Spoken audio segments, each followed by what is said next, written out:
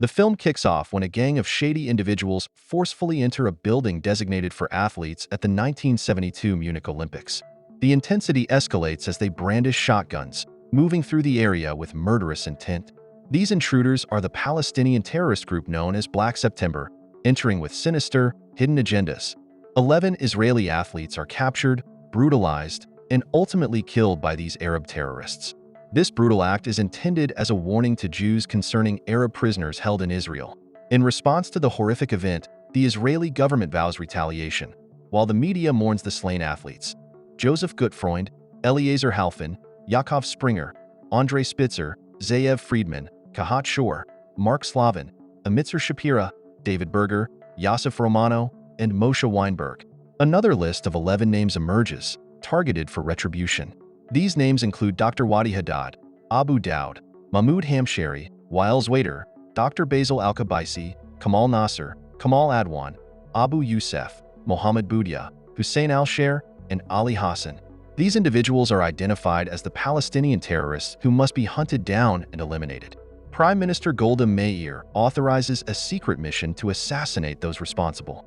Avner Kaufman, a little-known Mossad agent of German Jewish heritage, is called to Jerusalem for a conversation with General Zamir, an acquaintance of Kaufman's father. Upon reaching his destination, Avner was astonished to find the head of Mossad, 2 generals, and the prime minister all gathered to meet him. He was introduced to General Harare, General Nadav, and General Yariv. Although Avner smiled, a hint of confusion remained on his face. The conversation was direct. They asked if he would undertake a critical mission, which required him to conceal his identity, leave the country, and stay away from his family for several months. He was instructed to keep the mission secret, even from his pregnant wife. The prime minister talked about his father's heroism, mentioning that Avner took after his mother more. After the meeting ended, an elderly man approached Avner. This man was Ephraim, the case officer. He explained that Avner's mission was to eliminate 11 Palestinian men who were dispersed across Europe. Avner, the team leader, is joined by 4 other men as they meet up in Switzerland. Knowing his way around the kitchen, Avner cooks a big meal for the group, which they enjoy while getting to know each other. Robert, a toy maker from Belgium, is skilled at disarming bombs, but on this mission, he will need to create one. Carl, known for his logical thinking and strategic planning, is in charge of removing any evidence after their actions.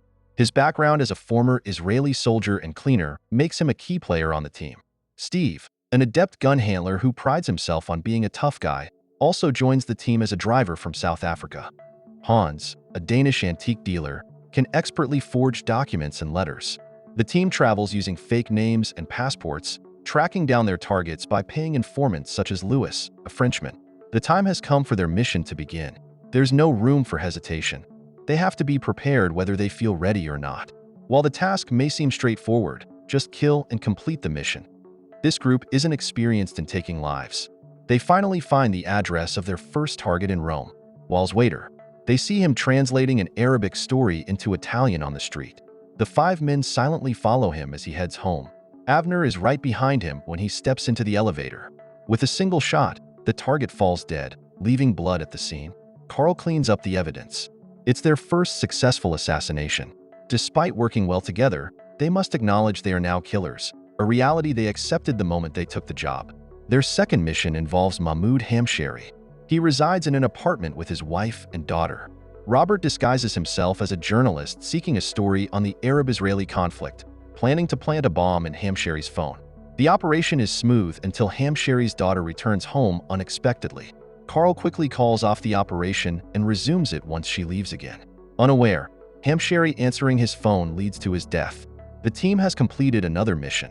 Things are progressing well so far. They managed to complete the initial assassinations without any unintended casualties. Nevertheless, a news bulletin on TV reports that a letter bomb has exploded at the Israeli embassy in London shortly after the killings. The team believes this is Black September's retaliation to their targeted assassinations. To clear his head, Avner briefly steps away from the mission to attend the birth of his child. He is now a proud father of a baby girl. This moment of clarity makes him realize he wants to survive and ensure his family's safety during his mission. He asks his wife to move to Brooklyn, New York, where he can visit them regularly since he cannot return to Israel yet. Another day comes, bringing a new target, a man named Hussein al-Sher. This time, they adopt a different approach. The team observes the man's nighttime habits before planting a bomb under his bed. Abner is in the adjacent room, with the signal to proceed being Alcher turning off his lampshade. That night, Alcher's fate mirrors that of Hampshire, except the bomb's explosion is so severe that it causes significant collateral damage to the entire building, resulting in additional fatalities. This incident causes Abner and his team to question the quality of explosives provided by Lewis for this mission. In an attempt to build more trust, Lewis invites Abner to his home. Abner meets Lewis's father and helps him prepare lunch for the family while picking fruits in the backyard. Lewis's dad shares a moment, calling themselves tragic men, and noting that despite their tough exteriors, they both have gentle souls and a love for cooking. Spending the day with Lewis's family, Abner learns that Lewis's father was part of the French resistance. Before Abner leaves, Lewis's father hands him some food or drink and reminds him that while they may do business together, they are not family. Lewis then gives Abner information about their next target, Ziad Machasi, a new member of Black September, in Athens. In Athens, they join forces with a gang that Lewis has arranged for them to stay with, pretending to be members of various militant groups to maintain secrecy and avoid conflicts. That night, Abner discusses their homeland with a PLO member named Ali.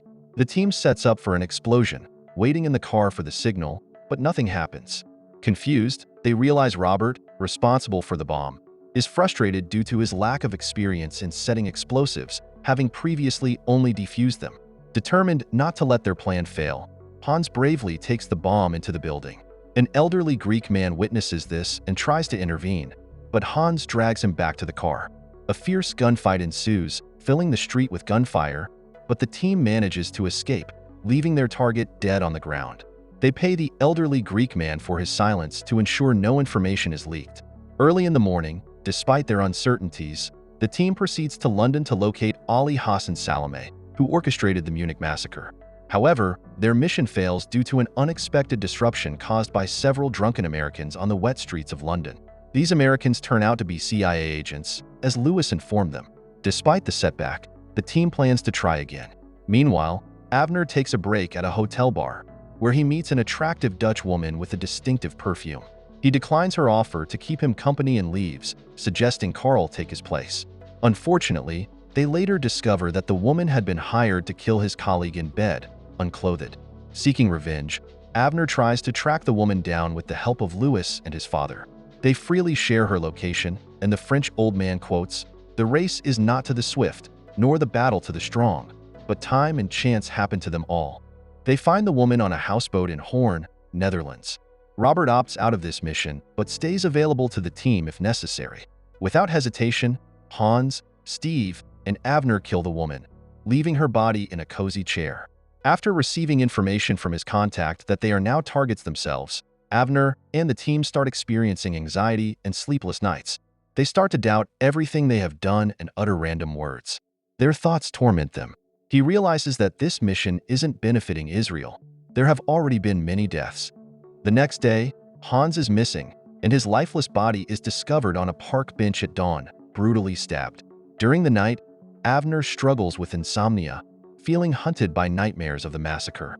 The loss of his colleagues deeply affects him, driving his paranoia.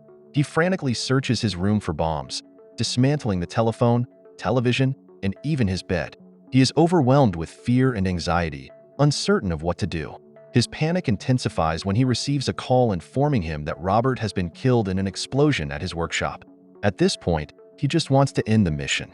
They finally get a lead on Salami's location in Spain, but the attempt fails when they are spotted while hiding in the bushes. The scene shifts to Lewis and Ephraim, where Ephraim accuses Lewis of aiding the Arabs in killing his 3 friends, though Lewis refuses to believe him. Soon after, Abner returns to his family, though paranoia persists that he might be haunted. Lewis's father reassures him that there is no threat. Abner resolves to put the horrors he experienced behind him. That night, while being intimate with his wife, Abner reflects on everything that led to that moment. He suffers from post-traumatic stress disorder, with each movement and breath reminding him of the brutality, despair, suffering, killings, the mission, his friends, and being an unspoken hero for Israel in a way. The movie concludes one afternoon with Ephraim and Abner having an emotional discussion.